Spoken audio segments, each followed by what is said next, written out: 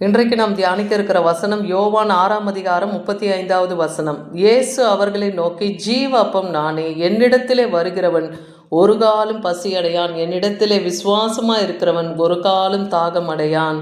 இன்னைக்கு ஆண்டவராகிய இயேசு கிறிஸ்து நமக்கு இந்த வார்த்தையிலே இடைப்படுகிறார். அவரே நமக்கு ஜீவ அப்பமாக இருக்கிறார். அவரிடத்துல நாம் வரும்போது நமக்கு பசியும் இருக்காது, தாகமும் இருக்காதுன்னு சொல்கிறார். அப்படின்னா என்னன்னா, பிதாவினிடத்திலிருந்து அனுப்பப்பட்டவர் ஆண்டவராகிய இயேசு கிறிஸ்து. அவரை விசுவாசிக்கிறவர்களுக்கு ஆக்கினை தீர்ப்பும் கிடையாது, மரணமும் கிடையாது இல்லையா. நித்திய ஜீவனை கொடுக்க அவர் வந்திருக்கிறார். அதனால தான் நானே ஜீவ அப்பம்னு சொல்கிறாரு.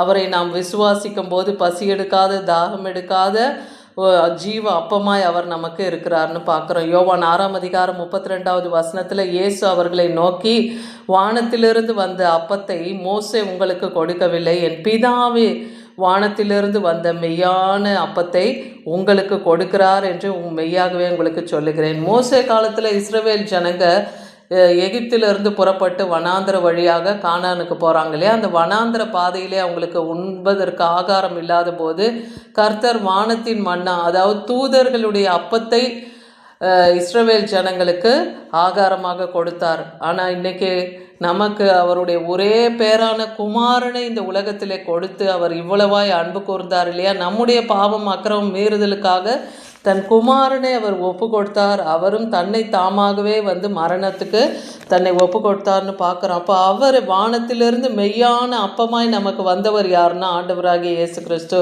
அவரை நீங்கள் விசுவாசிக்கிறீங்கன்னா உங்களுக்கு பசியும் இருக்காது, தாகம் இருக்காது. அப்படின்னா என்னென்னா, ஆவிக்குரிய ரீதியில் நீங்கள் எந்த ஒரு காரியத்துக்கு வாஞ்சித்து கதறிக்கொண்டே இருக்கீங்களோ அந்த காரியத்தில் அவரை நீங்கள் விசுவாசிக்கும் போது அந்த காரியத்தை உங்களுக்குள்ள அவர் நிறைவேற்றுவார். அதனால தான் அவரை விசுவாசிக்கும்படியாக இங்கே சொல்கிறார். உலகத்துக்கு ஜீவனை கொடுக்குற அப்பமே தேவன் அருளிய அப்பம். அப்போ இந்த உலகத்தில் இருக்கிற சகல மனுஷருக்கும் ஜீவனை கொடுக்க, அவர்கள் மரித்தால் இந்த உலக பிரகாரமாக எல்லாருக்கும் மரணம் வரும்.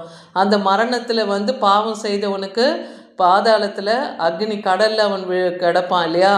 அழியாத அந்த அக்னி கடலில், அவியாத அந்த அக்னி கடலில் இருப்பான். ஆனால் கர்த்தரை விசுவாசிக்கிறவர்களுக்கு நித்திய ஜீவன் உண்டு. அவங்க மரித்தாலும் என்றென்றும் கர்த்தரோடு கூட அவரோடு கூட இருக்க போகிறாங்க. அந்த நிச்சயத்தை தருவதற்காக தான் ஆண்டவராக இயேசு கிறிஸ்து இந்த பூமியில் வந்தார். தேவன் அருளிய அப்பம் நம்ம ஆண்டவராக இயேசு கிறிஸ்து தான். அதனால் யோவான் 6:36 பார்க்குறோம், நீங்கள் என்னை கண்டு இருந்தும் விசுவாசியாமல் இருக்கிறீர்கள் என்று உங்களுக்கு சொல்லுகிறேன். அப்போ ஆண்டவராக இயேசு கிறிஸ்து அந்த ஜனங்களுக்கு மத்தியிலும் சீஷர்களுக்கு மத்தியிலும் தன்னை வெளிப்படுத்தி தாம் பிதாவின் ஒரே பேரான குமாரன் சொல்ல போது அவங்க அதை விசுவாசிக்காமல் இருந்தாங்க இல்லையா. பிதாவானவர் எனக்கு கொடுக்கிற யாவரும் என்னிடத்தில் வருவார்கள்னு சொல்கிறார். அப்போ பிதாவாகிய தேவன் உலகம் தோன்றுவதற்கு முன்பாகவே தாயின் கருவிலே நம்மை தெரிந்து கொண்டு குமாரனுக்கு நம்மை ஒப்பு கொடுத்திருக்கிறார் இல்லையா. அப்போ அவரிடத்துல வருகிறவர்களே அவர் புறம்பே தள்ளுவதில்லைன்னு சொல்கிறார். அவர்களை தன்னிடமாக அவர் இழுத்து கொள்ளுகிறார்னு பார்க்குறோம். எனக்கு தந்தவைகளை ஒன்றும் நான் இழந்து போகாமல் கடைசி நாளில் அவைகளை எல்லாம் நான் எழுப்புவேன்னு சொல்கிறார். இதுதான் என் பிதாவினுடைய சித்தம். அப்போ நம்ம இந்த உலகத்திலே மரித்தாலும் ஆண்டவராக இயேசு கிறிஸ்து வரும்போது முதலாவது மரித்தோரை உயிரோடு எழுப்ப பண்ணிக்கிறார் இல்லையா. அதுபோல் பிதாவின் சித்தத்தை தேவன் நமக்கு நிறைவேற்றுகிறார். அதே போல் யோவான் 6:48 பார்க்குறோம், ஜீவ அப்பம் நானே சொல்கிறாரு. பிதாக்கள் அன்னைக்கு வனாந்தரத்திலே அந்த மன்னாவை புசித்தாங்க, வானத்தின் மன்னாவை. ஆனால் அவர்கள்லாம் மரித்து போனாங்கன்னு பார்க்குறோம். ஆனால் நான் கொடுக்கும் இந்த அப்பம் உலகத்தின் ஜீவனுக்காக என் மாம்சத்தை நான் கொடுக்கிறேன்னு சொல்கிறாரு. ஏன்னா நம்முடைய பாவம் அக்கிரமம் மீறுதலுக்காக தான் அவர் சிலுவையிலே தன்னை அறைய ஒப்பு கொடுத்தார், தன் ஜீவனை நம்மளுக்காக கொடுத்தார். அப்போ அந்த சரீரமும் அந்த இரத்தமும் அந்த மாம்சமும் இரத்தமும் நமக்காக அவர் கொடுத்தார்னு பார்க்குறோம். அப்போ அந்த விலையேற பெற்ற அந்த ஜீவன் இல்லையா, அது நமக்குள்ளே இன்றைக்கி இருக்குது. எப்படி நாம் நித்திய உடன்படிக்கையாக இருக்கிற அந்த கம்யூனியன் எடுக்கிறோம் இல்லையா ஒவ்வொரு மாதமும். அப்போ அவருடைய மரணம், அவருடைய உயிர்த்தெழுதலை, அவர் வருகைய 3 காரியங்களையும் குறிக்கிறதாக தான் நம்ம அதை எடுக்கிறோம். அப்போ நான் கொடுக்கும் அப்பம் உலகத்திலே ஜீவனுக்காக நான் கொடுக்கும் என் மாம்சமே என்றார். அப்போ அதை நாம் புசிக்கும் போது அவர் மரணத்தை நாம் நினைவு கூறுகிறோம், அவர் உயிர்த்தெழுதலை நாம் நினைவு கூறுகிறோம். அப்போது அந்த நித்திய உடன்படிக்கையில் நாம் இருக்கும்போது நம்மை நித்திய ஜீவனிலே கர்த்தர் வைப்பார். இந்த உடன்படிக்கையில் நிலைத்திருக்கிறவன் நித்திய ஜீவனை பெறுவான்னே வேதவசனம் சொல்லுகிறது பார்க்குறோம். யோவான் 6:53 பார்க்குறோம், நீங்கள் மனுஷகுமாரனுடைய மாம்சத்தை புசியாமல் அவருடைய இரத்தத்தை பானம் பண்ணாமலும் இருந்தால் உங்களுக்குள்ளே ஜீவன் இல்லை. அப்போ அந்த ஹோலி கம்யூனியனை நாம் எடுக்கலைன்னா, அந்த உடன்படிக்கையில் நாம் நிலைத்தில்லைன்னா அவருடைய ஜீவன் நமக்குள்ளே இருக்காது என்று மெய்யாகவே உங்களுக்கு சொல்கிறேன்னு சொல்கிறார். யோவான் 6:55 பார்க்குறோம், என் மாம்சத்தை புசித்து என் இரத்தத்தை பானம் பண்ணுகிறவன் என்னிலே நிலைத்திருக்கிறான். அப்போ அந்த ஹோலி கம்யூனியனை நாம் எடுக்கும்போது, அந்த நித்திய உடன்படிக்கையில் உடன் பங்காளர்களாக நாம் இருக்கும்போது கர்த்தர் நமக்குள்ளே நிலைத்திருக்கிறார், நாமும் அவருக்குள்ளே அதில் நிலைத்திருக்கிறோன்னு பார்க்குறோம். வெளிப்படுத்தல் 22:17 பார்க்குறோம், தாகமாக இருக்கிறவன் வரக்கடவன், விருப்பமுள்ளவன் ஜீவ தண்ணீரை இலவசமாய் வாங்கி கொள்ள கடவன்.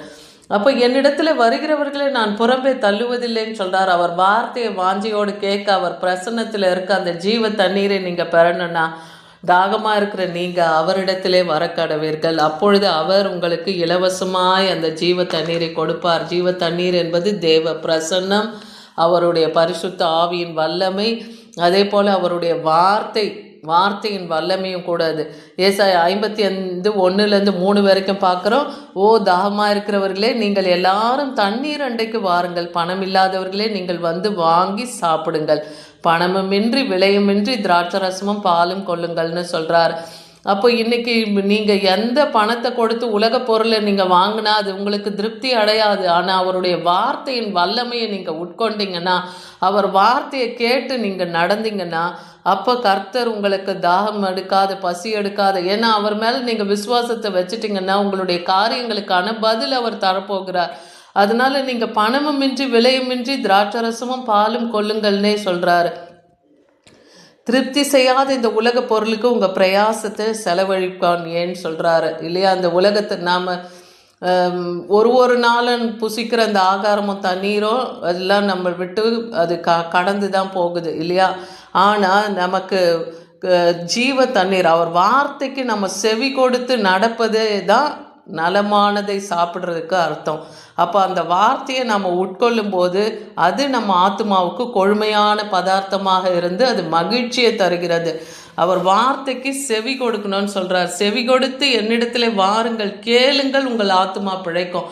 அப்போ அந்த வார்த்தையை நீங்கள் கேட்கும்போது எந்த இடத்துல நீங்கள் தவறி போகிறீங்க, எந்த இடத்துல நீங்கள் தேவனை விட்டு விலகி இருக்கிறீங்க, எந்த காரியத்தினால உங்களுடைய ரட்சிப்பு தாமதிக்கப்படுகிறதுன்னெல்லாம் நிதானிக்கணும்னா அவர் வார்த்தைக்கு செவி கொடுக்கும்போது, அந்த எல்லையை நீங்கள் சீர்படுத்தி கொள்ளும்போது அப்பொழுது உங்கள் ஆத்மாவுக்கு பிழைப்பு உண்டாகும். தாவீதுக்கு அருளின நிச்சயமான கிருபைகளை உங்களுக்கு நான் நித்திய உடன்படிக்கையாக ஏற்படுத்துவேன்னு சொல்கிறார். அன்னைக்கு தாவீதுக்கு கொடுத்த கிருபை இன்னைக்கு நமக்கும் தேவன் கொடுக்க அவர் வல்லமை உள்ளவராக இருக்கிறார். ஏசாயா 49:10 பார்க்குறோம், அவர்கள் பசியாக இருப்பதில்லை, தாகமாக இருப்பதில்லைன்னு, உஷ்ணமாகிலும் வெயிலாகிலும் அவர்கள் மேல் படுவதில்லை. யாருன்னு பார்த்தீங்கன்னா கர்த்தரிடத்தில் மனம் திரும்புகிறவர்களுக்கு கர்த்தர் சொல்லுகிறார். அவர்கள் பசியாகவும் இருப்பதில்லை, தாகமாகவும் இருப்பதில்லை,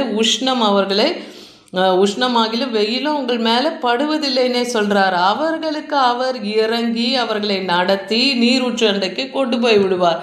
தேவனிடத்தில் நீங்கள் திரும்பும்போது அவர் செழிப்பான எல்லையிலே நீரூற்று அண்டையிலே நம்மை கொண்டு போய் விடுவார் இல்லையா?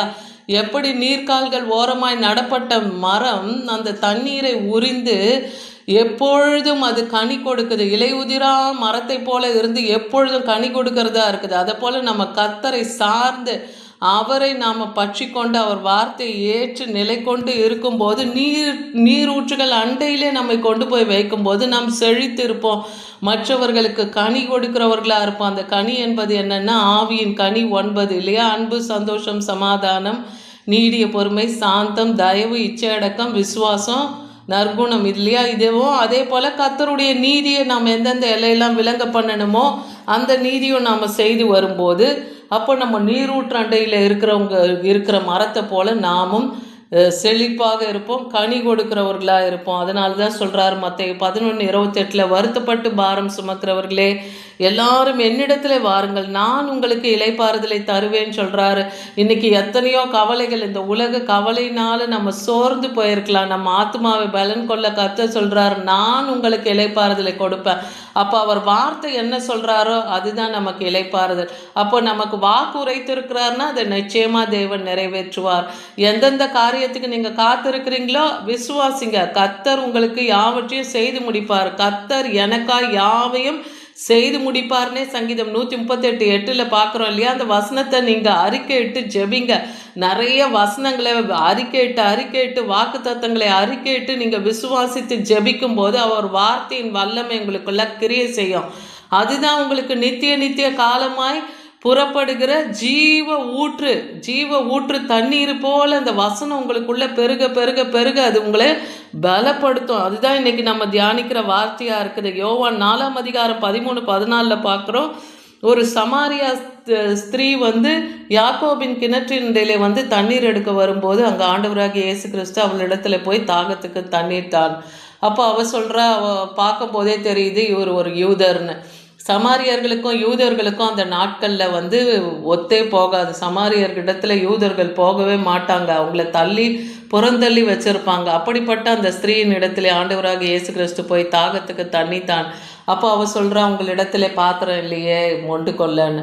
அப்போ அவர் சொல்கிறாரு, இந்த தண்ணீரை குடிக்கிறவர்களுக்கு மறுபடியும் தாகம் உண்டாகும், நான் கொடுக்கும் தண்ணீரை குடிக்கிறவர்களுக்கோ ஒரு காலம் தாகம் உண்டாது. நான் அவனுக்கு கொடுக்கும் தண்ணீர் அவனுக்குள்ளே நித்திய ஜீவ காலமாய் ஊறுகிற நீரூற்றை போல இருக்கும். எது? தேவன் தருகிற வார்த்தை, அந்த வசனம் நமக்குள்ளே நீர் ஊற்றாய் என்றென்றைக்கும் அது நமக்கு ஊறுகிற ஊற்றை போல இருக்கும். ஒரு காரியத்துக்கான பதிலும் வசனமாக இருக்குது. அதை விசுவாசித்தார் நம் வாயினாலே அந்த வார்த்தைகளை அறிக்கையிட்டு ஜெபிக்கும் போது தேவன் நமக்கு விடுதலை அருளுகிறார் இல்லையா? நமக்கு ஒரு மீட்பை அருளுகிறார். நம்ம ஆத்மாவுக்கு அவர் ஆறுதலை செய்கிறாரு. அதே போல் அவர் ரட்சிக்கிறாரு இல்லையா? யோவான் 6:65 பார்க்குறோம், ஒருவன் என் பிதாவின் அருளை பெறாவிட்டால் என்னிடத்திலே வரமாட்டான். அப்போ பிதாவாகிய தேவன் யாரை முன்குறித்து அழைத்திருக்கிறாரோ அவர்கள் எல்லாம் கிறிஸ்துவின் இடத்துல வருவார்கள். இது நிமித்தம் நான் உங்களுக்கு சொல்லுகிறேன்னே சொல்கிறாரு. யோவான் 6:45 பார்க்குறோம், எல்லாரும் தேவனால் போதிக்கப்பட்டிருக்காங்க. இன்னைக்கு தேவனை அறியாத ஜனங்க கூட இன்னைக்கு கர்த்தரால் போதிக்கப்பட்டிருக்கிறாங்கன்னு சொல்லி தீர்க்க தரிசன ஆகமத்திலே எழுதியிருக்கிறது. அதனால எல்லாருக்குள்ளேயும் கர்த்தருடைய வார்த்தை இருக்குது. அவங்க தேவனை அறியாமல் இருக்காங்கன்னா, ஒரு பிரசங்கிக்கிறவர்கள் இல்லாத போது எப்படி தேவனுடைய வார்த்தையை அறிய முடியும் இல்லையா? அப்போது பிரசங்கிக்கிறவர்கள் வேணும், தேவனுடைய வார்த்தையை பிரசித்தப்படுத்துகிறவர்கள் வேணும். அப்போ அந்த எல்லா எல்லைகளிலும் ஒரு வார்த்தை கடந்து போகும். அப்போ அவங்களுக்குள்ள இருக்கிற தேவனால் போதிக்கப்பட்டிருக்கிறத கர்த்தருடைய வசனத்தை அவங்க கேட்டு அறியும் போது அந்த நாட்களில் அவங்களும் கர்த்தரால் வழிநடத்தப்படுவார்கள்.